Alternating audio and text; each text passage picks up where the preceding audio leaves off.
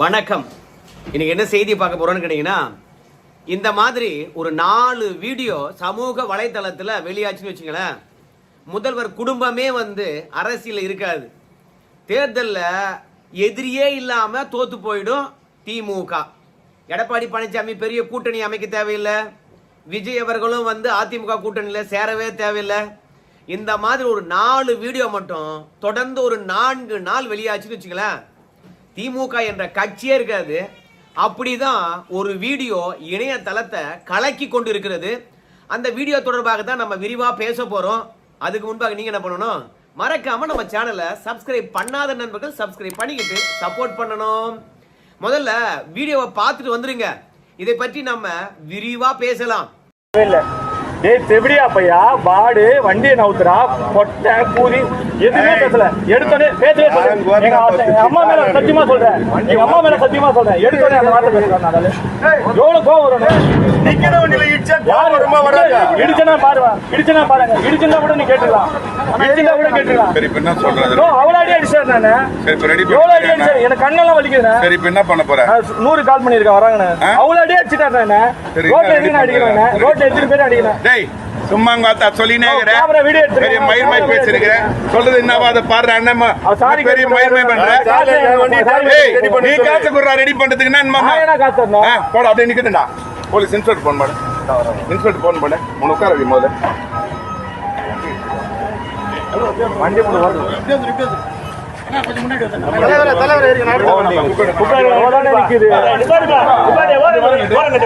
ஓரங்கட்டு வண்டி எடுப்பா. வண்டி சந்திர விட அவனை வண்டி தாவி அங்க.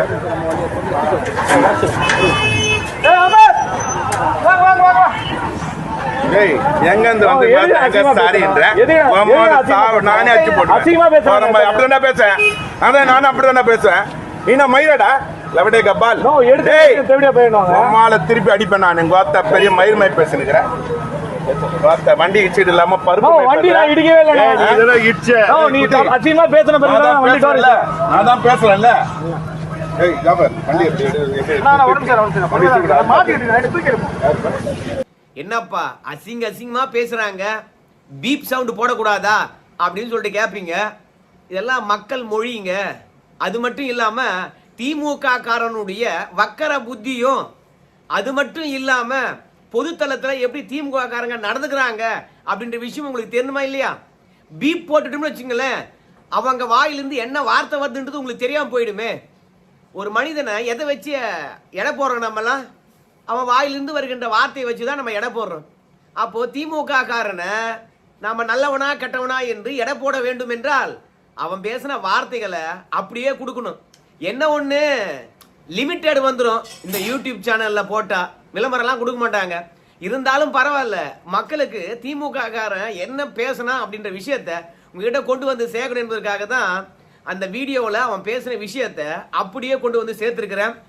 நானும் 2 நாளாக இந்த வீடியோ பார்க்குறேன். சமூக வலைத்தளத்தில் இது மட்டும்தான் சுற்றி வருது. வேற வீடியோவே பார்க்க முடியல. அதிமுக காரங்கள் இருந்து திமுக காரங்க வரைக்கும் இந்த வீடியோவே ட்ரோல் பண்ணிட்டு இருக்கிறாங்க. என்னது இது, திமுகவை காலி பண்ற வீடியோ, ஆனா திமுக காரங்களே இந்த வீடியோவை ட்ரோல் பண்ணிட்டு இருக்காங்களா அப்படின்னு கேட்கும்போது, ஆமா, திமுக காரங்க கூட இந்த வீடியோவை சமூக வலைத்தளத்துல பதிந்து இதுல என்ன தப்பு இருக்குது அப்படின்னு நம்மள கேள்வி கேட்டுட்டு இருக்காங்க.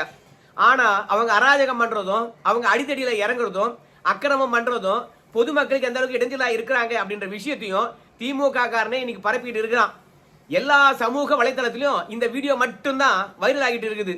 மக்கள் பிரச்சனையை பேச வேண்டிய அரசியல் கட்சி தலைவர்கள், அப்புறம் சமூக வலைதள வாசிகள் இந்த வீடியோ மட்டுமே எடுத்து போட்டு பேசிட்டு இருக்காங்க.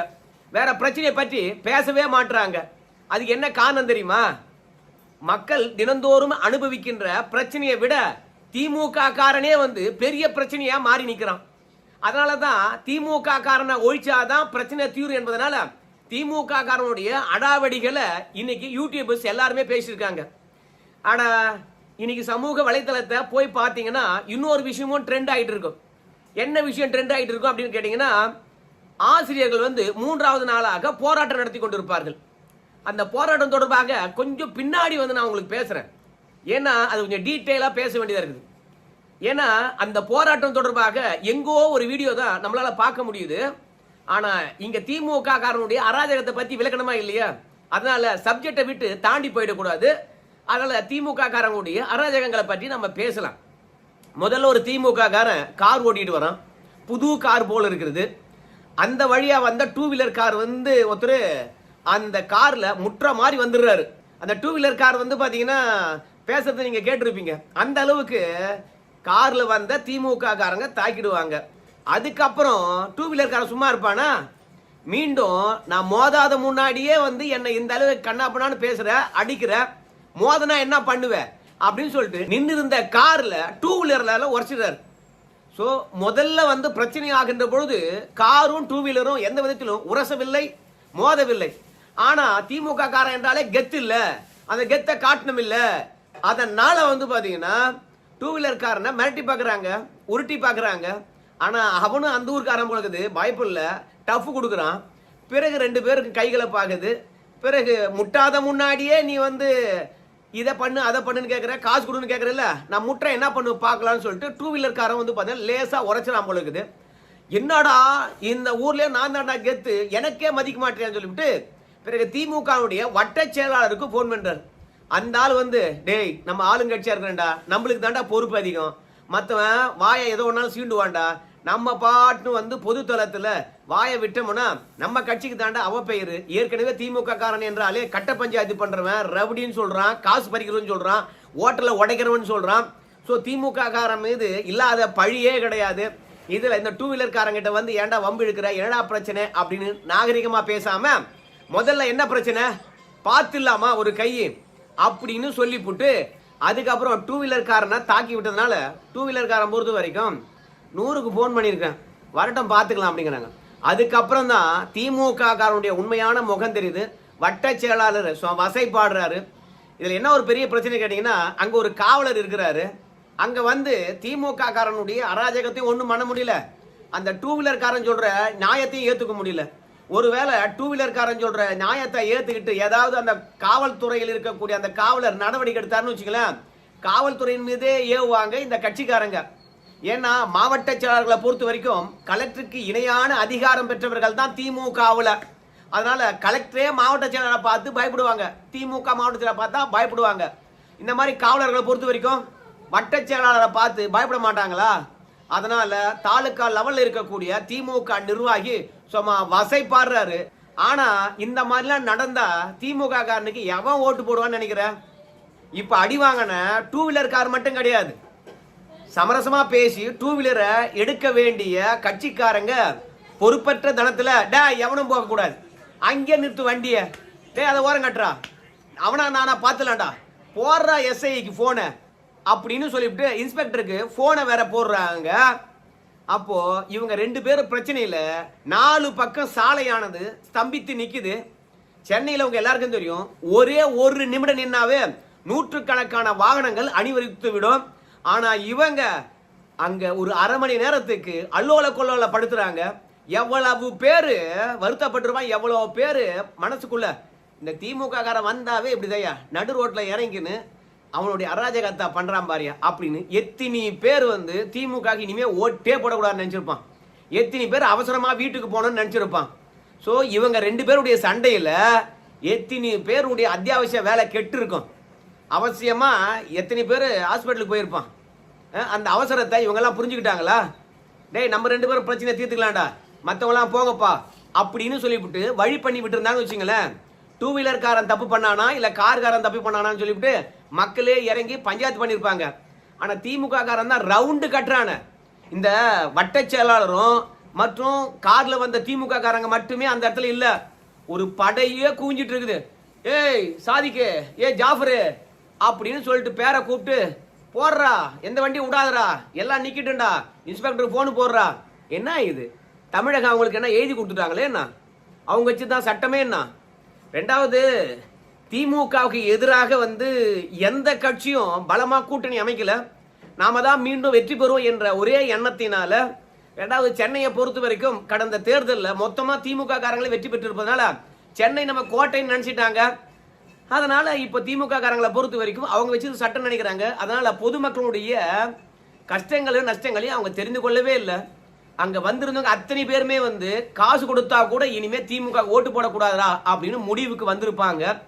அதனால திமுக காரன் என்றாலே நில அபகரிப்பு தாயா அப்படின்னு ஜெயலலிதா அவர்கள் குறிப்பிட்டு 2011 அதிர்புதிரியாக வெற்றி பெற்றார்கள். திமுக காரனுடைய அராஜகம் அடுத்த சொத்தை பறிப்பதுதான். ஆட்சிக்கு வந்த உடனே தனி நீதிமன்றங்களை அமைத்து திமுக காரனுடைய நில அபகரிப்பு புகாரை விசாரிக்கிறோம் பாரு அப்படின்னு சொல்லி சூப்பரா ஒரு அறிவிப்பை வெளியிட்டு வெற்றி பெற்றார்கள். இப்போ இபிஎஸ் மட்டும் இந்த தேர்தலில் தனி நீதிமன்றம் அமைக்கப்படும். வழக்கம் போல நில அபகரிப்பு புகார் மட்டும் கிடையாது. எவெல்லாம் வழியில இறங்கின்னு பொதுமக்களுக்கு திமுக காரன் இடைஞ்சல் பண்ணானோ அவனை எல்லாம் தட்டி தூக்கி உள்ள வைப்போம். எவெல்லாம் கடையை உடைச்சானோ, எவெல்லாம் கட்ட பஞ்சாயத்து பண்ணானோ, எவெல்லாம் பெண் காலுடைய இடுப்பை கிள்னானோ, எவெல்லாம் கடப்பாக்கல்ல திறனானோ, எவெல்லாம் பிரியாணி கடையில் பிரியாணி துணிட்டு அடிச்சானோ, எவெல்லாம் வந்து பார்த்தீங்கன்னா செல்போன் கடையில் செல்போன் எடுத்துக்கிட்டு பணம் கொடுக்காம அடிச்சானோ அத்தனை பேரையும் உள்ள தூக்கி நொங்கெடுப்போம். ஏன்னா பெரிய பெரிய பிரச்சனைகள் வந்து பார்த்தீங்கன்னா பொதுமக்களை நேரடியாக பாதிப்பது கிடையாது. ஆனால் இந்த மாதிரியான விஷயங்கள் பொதுமக்களை நேரடியாக பாதிப்பு உள்ளாக்குது. அன்றாட வியாபாரத்திலிருந்து பெரிய வர்த்தகத்துறை வரைக்கும் இந்த மாதிரியான வழியில இடைஞ்சல் பண்றதுனால பெரிய ஆபத்தா போயிடுது. இந்த மாதிரி அசிங்கமான வார்த்தைகள், அராஜகங்கள், நியாயத்தை கேட்க முடியாத அளவுக்கு அடி உதைகள்லாம் இந்த சமூகத்துல ஒரு ஆளுங்கட்சியால நிகழ்த்தப்படும் என்றால் மக்கள் இதை பார்த்தா பயப்பட மாட்டாங்களா? இன்னைக்கு இவங்களுக்கு வந்தது நம்மளுக்கு வராதா என்று யோசிக்க மாட்டாங்களா? இன்னைக்கு தான் எல்லாம் சோசியல் மீடியா வந்து பாத்தீங்கன்னா ஏகப்பட்டவை வந்து பாத்தீங்கன்னா சுத்தி சுத்தி வருது. அதனால திமுகவை காலி பண்ணணும்னா, திமுகவில் இருக்கக்கூடிய தலைமை குடும்பம் அரசியல் விட்டே ஓடணும்னா இந்த மாதிரி தொடர்ச்சியா ஒரு 4 வீடியோ வந்தா போதும், சுத்தமா யாரும் அரசியலே இருக்க மாட்டாங்க. ஆனா திமுக காரங்க கூட இந்த வீடியோவை ட்ரோல் பண்ணிட்டு இருக்கிறாங்க. என்ன ட்ரோல் பண்ணிட்டு இருக்காங்க கேட்டீங்கன்னா, தபாரியா முதல்ல உரசல வண்டி, ஆனா ரெண்டாவது நின்ன பிறகு திட்டினா அடிச்சான்னு சொல்லிவிட்டு வேணும்னே போய் அந்த கார் மேல மோதி இருக்காங்க அந்த 2 வீலர் காரன். முதல்ல சமரசமா போனோம்னா எங்க உண்மை தெரியாம அடிச்சிட்டீங்க கம்முன்னு போயிடலாங்க, இல்ல அடிச்சதுக்கு மன்னிப்பு கேட்டு போங்க அப்படின்னு சொல்லியிருந்தா கூட பரவாயில்ல. ஆனா நீ என்ன அடிச்சிட்டியா, மோதாத முன்னாடி அடிச்சிட்டியா, அப்புறம் நான் மோதுறேன் அப்படின்னு வம்பிடிச்சது யாருங்க? இந்த 2 வீலர் காரன் தானே அப்படின்னு சொல்லிட்டு இந்த வீடியோவை திமுக காரங்களும் வந்து பாத்தீங்கன்னா அவங்க சமூக வலைதளத்துல பதிந்து இதுக்கு நியாயம் கற்பித்துக் கொண்டிருக்கின்றார்கள். டேய், நீ நியாயம் பேசினாலும் சரி மக்களிடையே வந்து பாத்தீங்கன்னா எடுபடாதுடா அப்படின்னு நிறைய பேர் கமெண்ட் செய்யறாங்க அது கீழே போய். ஆனா அப்ப கூட சரி திமுக காரங்களை பொறுத்த வரைக்கும் அந்த வீடியோவை ஷேர் பண்ணிட்டு தான் இருக்காங்க. ஏன் இப்படி திமுக காரங்களே அவங்களுக்கு அவங்களே ஆப்பு வச்சுக்கிறாங்க அப்படின்னு கொஞ்சம் யோசிக்கின்ற போதுதான் நம்ம ஆரம்பத்தில் சொல்லுங்க, ஆசிரியர்கள் 3வது நாளாக தொடர்ந்து போராட்டம் நடத்துகின்றார்கள். அது மக்கள் மத்தியில் கவனம் பெறக்கூடாது. 2வது, காவல்துறையை பொறுத்த வரைக்கும் போராடுகின்றவர்களை கைது செய்யும் விதமே வந்து பாத்தீங்கன்னா ரொம்ப ரணகலமா இருக்குது, மனிதாபிமானமற்ற முறையில் இருக்குது. 2வது, போராட்ட களத்தில் இருக்கிறவங்க அங்கங்க மயங்கி வீறாங்க. எதனால மயங்கி வீறாங்கன்னு தெரியல. இது மார்கழி மாசம், வெயிலும் இல்லை. ஒருவேளை உணவு கொடுக்க கூடாதுன்னு சொல்லிட்டு ஹோட்டல்காரங்களை மிரட்டுறாங்களா, இல்ல இயற்கை உபாதையை கழிப்பதற்காக பாத்ரூம் கொடுக்க கூடாதுன்னு சொல்லிவிட்டாங்களா, இல்ல தங்கும் வசதி இல்லையா? எதற்காக போராடுகின்றவர்கள் மயங்குறாங்க? ஒன்னு சாப்பிடல, தண்ணி குடிக்கலன்னா மயக்கம் வரும், இல்ல சரியா உறங்கலன்னா மயக்கம் வரும், இல்ல உடல் கோளாறுகள் இருந்தா மயக்கம் வரும். நேத்து ஒரு பெண்மணி மயங்கி விழுந்தாங்க, இன்னைக்கு ஒரு ஆண் வந்து மயங்கி விழுந்திருக்காங்க. ஸோ காவல்துறையை பொறுத்த வரைக்கும் தர என இழுத்துக்கிட்டு போய் அவங்களை கைது பண்ணி உள்ள அடைக்குது. ஸோ ஆசிரியர்கள் வந்து பார்த்தீங்கன்னா மாணவர்களை அடுத்த கட்ட தலைவர்களாக உருவாக்குறாங்க, பெரிய கண்டுபிடிப்பாளர்களாக, பெரிய ஆளுமை மிக்கவர்களாக அவங்க தான் மாத்துறாங்க. ஸோ அந்த ஆசிரியர்களுக்கு திமுக தந்த வாக்குறுதி தான் கேட்குறாங்க. ஆனாலும் காவல்துறை விட்டு ஒடுக்குகிறது, அடக்குகிறது, போராட்டத்துக்கு கூட இடம் கிடையாது. இந்த விஷயங்கள் இணையதளத்தில் பரவிடக்கூடாது. வாத்தியாரங்களுக்கே இந்த நிலைமை என்றால் சாதாரண மக்களுக்கு என்ன நிலைமை அப்படின்னு மக்கள் சிந்தித்து விடக்கூடாது என்பதற்காக கொடுத்த வாக்குறுதியை 95% நிறைவேற்றி விட்டோம் என்று சொன்ன திமுகவுக்கு இன்னைக்கு செவிலியரிலிருந்து தூய்மை பணியாளர் வரைக்கும், ஆசிரியர்கள் இருந்து விவசாயி பெண்கள் வரைக்கும் ஒட்டுமொத்த பேரும் போராடுவதனால திமுக கொடுத்த தேர்தல் வாக்குறுதியை நிறைவேற்றவே இல்லை அப்படின்ற விஷயம் அம்பலமாயிடும். அதனால ஆசிரியர்கள் போராடுகின்ற போராட்டம் முடிவுக்கு வந்து விட்டது போல நினைக்கணும் மக்கள். அவங்க களத்துக்கே வரல அப்படின்னு இருட்டடிப்பு செய்யணும். அதுக்காக என்ன பண்ணணும், நம்ம கட்சிக்காரன் அலப்பறை பண்ற விஷயத்த நீங்க சமூக வலைதளத்தில் வைரல் பண்ணுங்க. நம்ம கட்சிக்காரன் பண்ற அலப்பறையை பற்றியே பேசுவாங்க, ஆனா ஆசிரியர்கள் பண்ணுகின்ற போராட்டத்தை பத்தி பேச மாட்டாங்க. ஏன்னா இந்த நிர்வாகத்துல பணம் கிடையாது, கடன் வாங்கினா தான் வந்து பாத்தீங்கன்னா ஆசிரியர்களுக்கு எதனா 4 காசு தர முடியும்.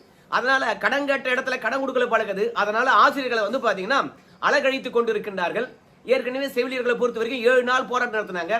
இப்போ இந்த ஆசிரியர்கள் இன்னும் எத்தனை நாள் போராட்டம் நடத்த வேண்டும் என்று தெரியல. மாணவருடைய கல்வி பாதிப்படையும். இப்ப வேணா அரையாண்டு லீவ் விட்டுருக்கலாம், ஆனா ஜனவரி 2க்கு பிறகு என்ன பண்ணுவீங்க? அதனால இன்னும் 1 வார காலம் தான் இருக்குது. அதனால ஆசிரியர்களுடைய போராட்டத்தை மழுங்கடிக்க வேண்டும், மக்களுக்கு தெரியக்கூடாது என்பதற்காக இந்த வீடியோவை ட்ரோல் பண்ணிட்டு இருக்காங்க. ஒன்னு ஆசிரியர் வீடியோ போனா கூட திமுகவுக்கு பெருசா பாதிப்பு ஏற்படுமா கேட்டீங்கன்னா தெரியாது. ஆனா இந்த வட்ட செயலாளரும் கூட இருக்கின்ற கட்சிக்காரங்களும் அடிக்கின்ற அடாவடியும் அக்கிரமங்களும் மக்களுக்கு தெரிஞ்சிச்சுன்னு வச்சுங்களேன், திமுகவுக்கு ஓட்டு போடணுன்ற எண்ணம் இருக்கிறவங்க கூட ஓட்டு போட மாட்டான். இந்த மாதிரியான ஒரு 4 பேர் இறங்கின களத்துல தொடர்ந்து 4 நாள் அக்கிரமம் பண்ணாங்கன்னா அந்த வீடியோ சமூக வலைத்தளத்தில் வந்துச்சுன்னா இந்த ஆட்சியும் இருக்காது, இந்த கட்சியும் இருக்காது அப்படின்னு கமெண்ட்ஸ் எழுதுறாங்க. தயவு செய்து திமுக ஐடி விங்ஸ் ஆனது இந்த வீடியோக்கு கீழே வருகின்ற கமெண்ட்ஸை படிச்சு பார்க்க சொல்லி வேண்டுகோள் வைக்கிறேன். ஏன்னா இது எவ்வளவு பெரிய தவறு என்பதை பற்றி உணர்ந்து கொண்டு கட்சிக்காரன் மீது நடவடிக்கை எடுப்பாங்க. யார் மீது வேண்டுமானால் வன்மத்தை காட்டலாம். ஓட்டு போடுகின்ற பொது ஜனங்கள் மத்தியில உங்களுக்கு நல்ல பேர் இருக்கணுமா இல்லையா? அதனால உங்க சண்டையை நடுரோட்டில் வச்சுக்காதீங்க. உங்களுக்கு பிரச்சனை என்ன, ஒட்டுமொத்த மக்களை நடுரோட்டில் நிற்பாட்டாதீங்க அப்படின்னு கேட்டுக்கிட்டு இந்த வீடியோவை நான் முடிக்கிறேன். உங்களுடைய கருத்து சொல்லுங்க. நன்றி.